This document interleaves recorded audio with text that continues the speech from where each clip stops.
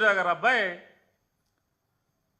చంద్రబాబు గారిని కాసేటువంటి ప్రధాన పాత్ర తీసుకుని పేపర్ పోయినా పర్లా, ఈనాడు చరిత్ర ఏ స్థాయి చరిత్రో అందరికీ తెలుసు. ఆ చరిత్రని తొంగలో తొక్కినా పర్లా, తప్పుడు వార్తలు రాయొచ్చు, అబద్ధాలు రాయొచ్చు, ఏది పడితే అది రాసేయచ్చు అనేటువంటి ఒక బాధ్యతను భుజానికి ఎత్తుకుని ఆయన వాళ్ళు రాస్తాడు. జగన్కు అదానీ లంచం 1750 కోట్లు. సెకీతో సౌర విద్యుత్ ఒప్పందాల్లో ముట్ట చెప్పిన వైనం. జగన్తో గౌతమ్ అదానీ 3 సార్లు చీకట్లో కలుసుకున్నారు. ఆ తర్వాతే ఒప్పందాలు కుదిరాయి. అంతర్జాతీయ స్థాయికి జగన్ అవినీతి ఏంటి?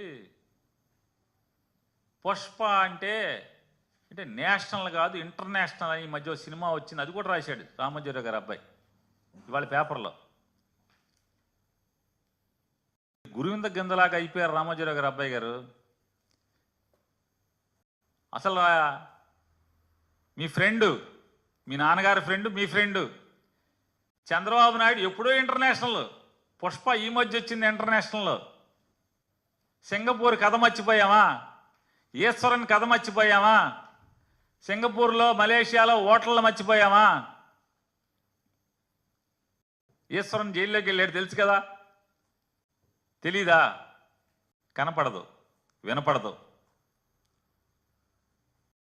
రామోజీరావు అబ్బాయి కనపడదు, వినపడదు. మంది పెద్ద పుష్పం, చంద్రబాబు పుష్పం ఎప్పుడో ఇంటర్నేషనల్. కొత్తగా ఇప్పుడు అయింది అనుకుంటున్నారు మీరు, మామూలుగా అల్లు అర్జున్ సినిమా డైలాగు. ఈయన ఎప్పుడో ఇంటర్నేషనల్. ఇవాళ ఈ గురువింద సామెతగా వీళ్ళు ఈ తప్పుడు వార్తలు రాస్తూ అసలు రాయటానికి వీళ్ళ అర్హత ఉందా అంటున్నాను. ఒకటికి నీతి చెప్పే అర్హత ఈ పేపర్కు ఉందా అని అడుగుతున్నాను. రిజర్వ్ బ్యాంక్ ఆఫ్ ఇండియా రూల్స్ని తొంగలో తొక్కి,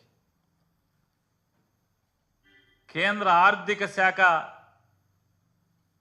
చట్టాలని ఏమార్చి ఊరూరా చీటీల కంపెనీలు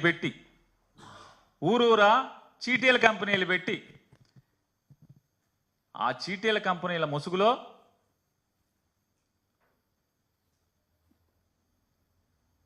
రూల్స్కి విరుద్ధంగా దొడ్డిదారిన దొంగతనంగా ఫిక్స్డ్ డిపాజిట్లు పోగేసి వాటిలతో మీరు ఎంత పెరిగి ఎంత ఎదిగి మీరు ఈ ప్రపంచంలో ఈ సమాజంలో అందరికీ నీతులు చెప్తారు.